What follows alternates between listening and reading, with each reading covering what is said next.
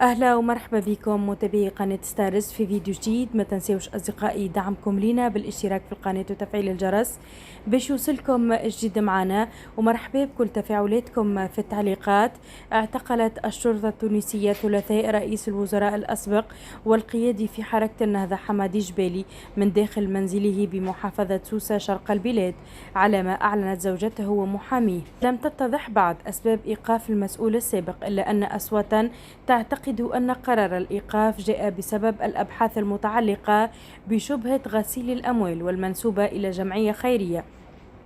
ويتعلق الأمر بقضية جمعية نماء تونس التي تلاحقها اتهامات بتلقي أموال مشبوهة من جهات مجهولة بالخارج تقدر بالمليارات ومرتبطة بالجهاز السري لحركة النهضة. ويتابع جبالي كذلك في التحقيقات المتعلقة بتهمة منح الجنسية التونسية لأجانب واستصدار جوازات سفر بطريقة غير قانونية، وهي القضية التي يتابع فيها كذلك القيادي بحركة النهضة نور الدين البحيري الذي فرضت عليه السلطات هذا الأسبوع الإقامة الجبرية.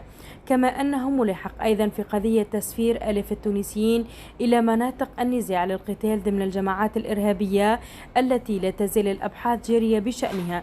يشار إلى أن الأمين العام السابق لحزب النهضة كان خضع للتحقيق على خلفية أنشطة مصنع تملكه زوجته في سوسة، كانت الشرطة قد داهمته العام الماضي وأعلنت أنها ضبطت فيه مادة مدرجة بجدول المواد الخطرة. وأصدر القضاء التونسي قبل فترة قرارا بتجميد أرصدة عدد من قيادات النهضة من بينهم حمادي جبالي ورشد الغنوشي وقيادات أخرى لوجود شبهة تبييض الأموال.